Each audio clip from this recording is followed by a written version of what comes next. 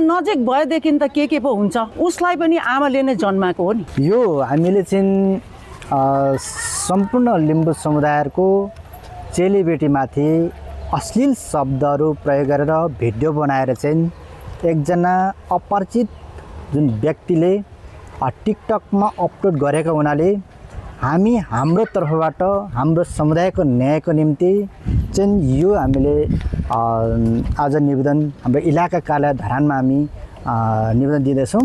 र जो चाहिँ यो अघि उहाँले पढिसक्नु भएको छ, योहरू छन् है, उहाँहरूले यो पनि उयो गर्नु पर्यो। र अर्को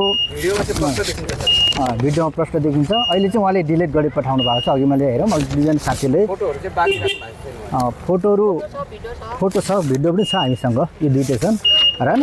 अब यसरी गरिएको छ। हामी उहाँलाई जहाँ जुनसुकै ठाउँमा भए तापनि नेपाल सरकारले सुपरदगी मार्फत हामीले चाहिँ पक्रेर हामीले चाहिँ हाम्रो चेलीबेटीले न्याय चाहिँ दिनु पर्यो। उहाँ चाहिँ अहिले हाम्रो बुझाएअनुसार चाहिँ कोरियामा हुनुहुन्छ भन्ने खालको चाहिँ हामीले बुझेको छौँ है।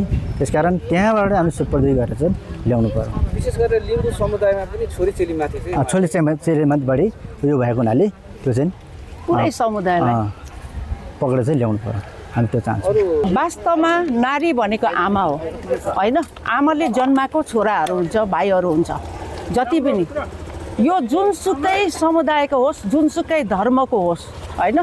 र एउटा महिलाहरूको चरित्र हत्या गर्ने अधिकार कसैलाई पनि छैन।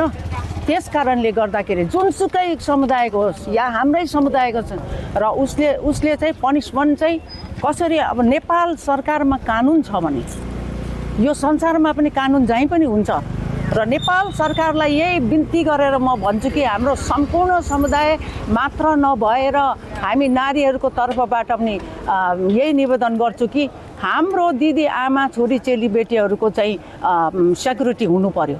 यसरी क्रिटिसाइज गर्नु, ह्युमिलाइट गर्नु कसैले पनि पाउँदैन। बोलेको कुरा चाहिँ हामीले हाम्रो छोरीचेलीको अगाडि त्यो बोल्न सुन्न सकिँदैन, कसैले सुन्नै सक्दैन। तपाईँको यहाँ नजिक भएदेखि त के पो हुन्छ होइन। त्यस कारणले गर्दाखेरि उसलाई पनि आमाले नै जन्माएको हो नि। यो कुरा त बिर्सिनु हुँदैन। ऊ पनि यही देशमा यही समाजमा भोलि बस्नुपर्छ कि पर्दैन? देशमा पनि त नेपालीहरू छन् त होइन। गर्दाखेरि अबदेखि यो कुरा छोडिहालोस्।